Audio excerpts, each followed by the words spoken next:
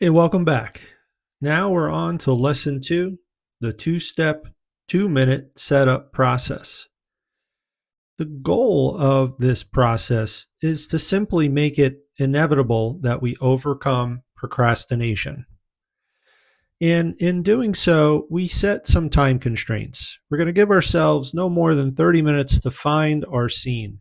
Whether we're in a familiar spot or not, it's really important to have some time constraints set there so we don't waste precious time. Then, once we find our scene, another time constraint, a 2-minute maximum setup process. And once again, this is all about killing procrastination and minimizing the chance of walking away empty handed. So, I'm actually going to show you what this process looks like. Recently, I took a trip to a new location. It's a state park called Jacobsburg State Park near the Lehigh Valley area in Pennsylvania. And I have never visited, at least up until now, this park. So I'm unfamiliar with the terrain, the scenery.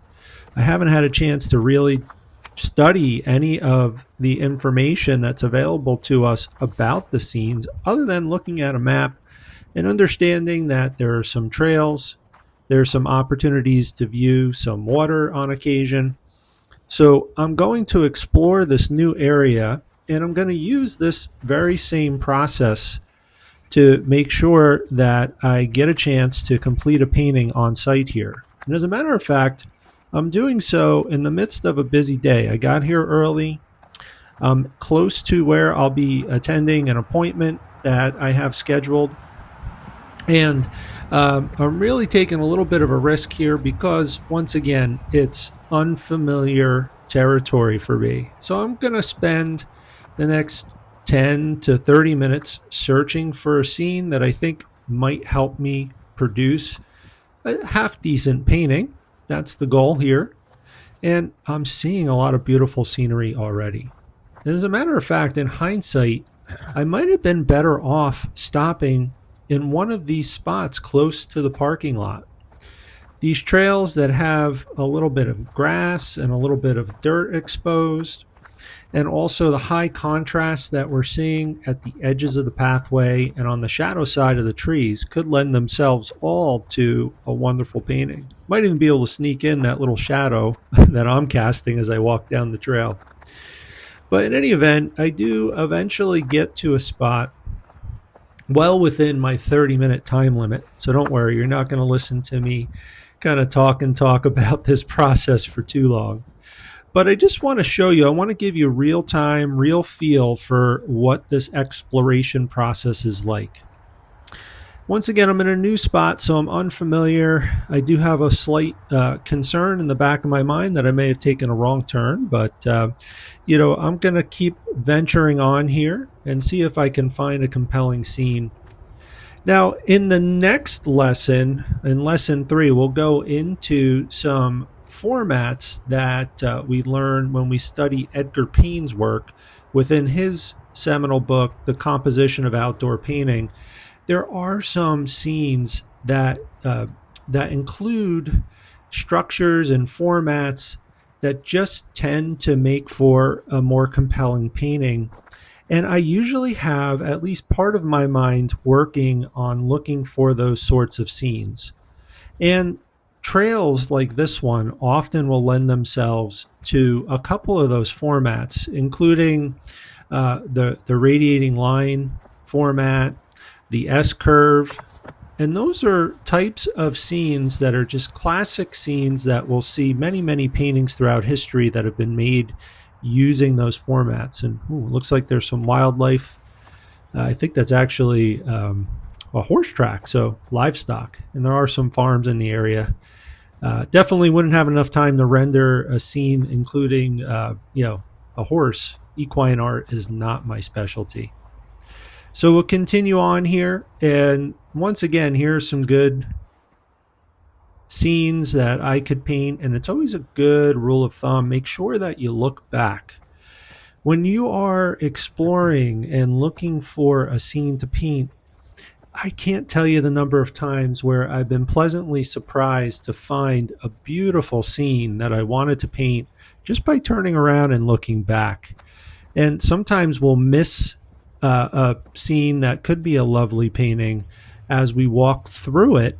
And when we see it from a different perspective on the return trip, we realize, whew, that would have made an even better painting than the one that I spent time creating today. So always take a few moments to look back. It's a good rule of thumb to keep in mind. Now, there's a couple of things that I want you to be aware of here with this two-step process. This is all assuming that you've identified a location to paint at. So this does not account for any additional travel time that you might use in order to get to a location. Whether it's a familiar location that you visited multiple times or a new location, you would add that time to your expectations and your schedule for painting on a given day. In this two-step process, we're assuming that you've arrived at the location and you're looking for a scene to paint. And that's the first step within this two-step, 2-minute process. Once you arrive, give yourself no more than 30 minutes to choose a view or a scene, and then step 2 speaks to that 2 minutes in the name of this lesson. And with step 2, you choose the view, and then or this part of the scene that you intend to include in your painting, and then you need to set up within 2 minutes. Now, we won't always hit that 2-minute mark. Sometimes things happen. We'll drop a paintbrush, or a tube of paint might be hard to find in our bag, or perhaps maybe there's some other travelers on the trail that you want to let go past before you actually sit down and start setting up. Whatever the case may be, the real benefit to this is having that time constraint goal. You're aiming for a 2-minute setup, and we'll show you in just a few moments what that'll look like.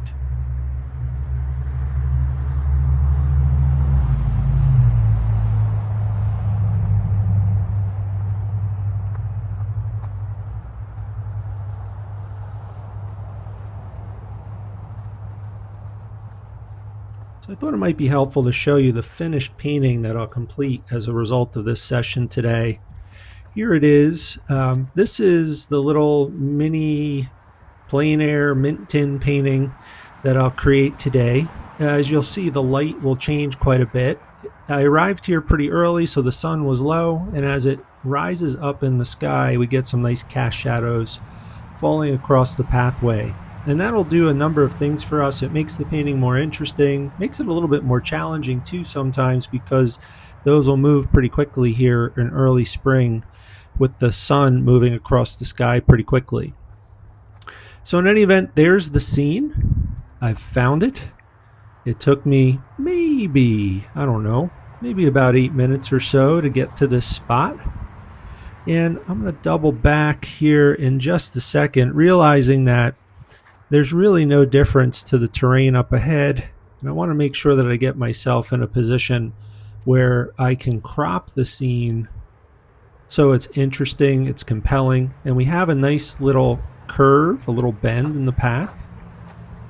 I'm going to walk back a little bit and we're going to see what we can get here. All right, I'm going to see if I can sit myself down here on the side of the pathway. And there's the scene we're going to paint, just about like that. Okay, now the lighting will change quite a bit, as you saw, and now we're going to start setting up. So real important to have a comfortable, safe place to sit or stand. With these little handheld mini mint tin plein air paintings, I prefer to sit. I just find that there's a number of advantages to that.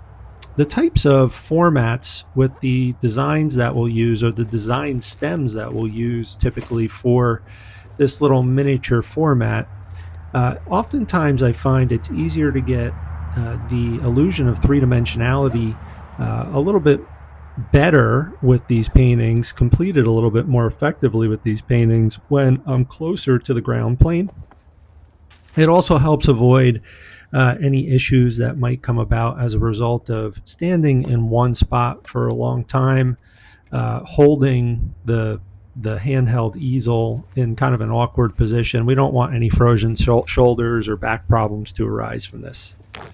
Also, our laps, when we're using the handheld easel method here, our laps offer us the opportunity to have an additional resting place for the different tools that we use instead of having them all spread across the ground or in our pockets and so forth.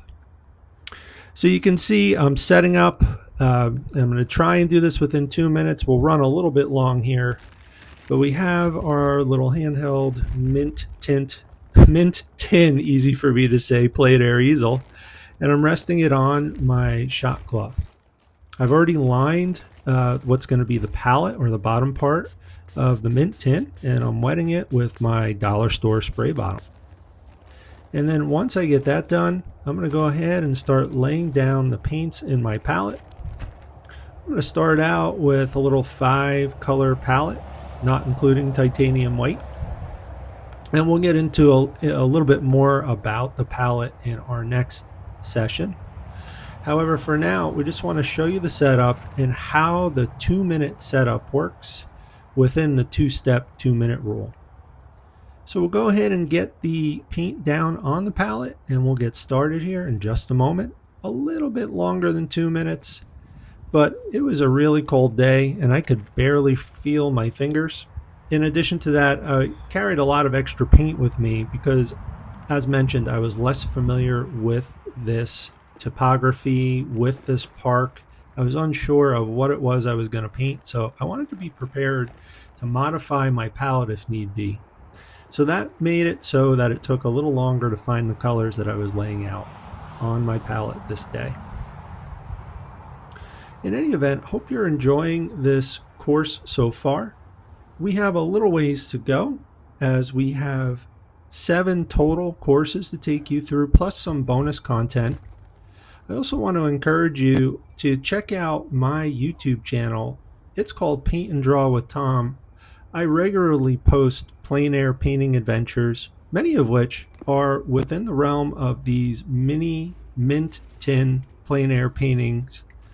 Sometimes I'll paint in a larger format, sometimes I'll paint with pastels, oil paints, and so on and so forth. Today and throughout this course, we'll be focusing on the use of acrylic paints, typically by the brand called Golden, but I really have no preference. We just want to use thick body acrylic paints whenever possible. Those tend to dry a little bit more slowly, and they also produce some wonderful effects that we normally associate with plein air painting. Nice thick passages of paint oftentimes will result in it looking like an oil painting. So I'm just sizing up my format here. I'm actually using my hands. You can't see it because they're off screen, as a viewfinder. And here we go. We're off to the races. So hopefully you found this helpful. We searched for our scene within a new location. We did so within about 8 minutes. Remember, we want to give ourselves a time limit of 30 minutes for that part of this 2-step process. And then we spent a little more than 2 minutes setting up. So we'll soon be on to our next session, which is seeing basic shapes and the 3 to 7 rule.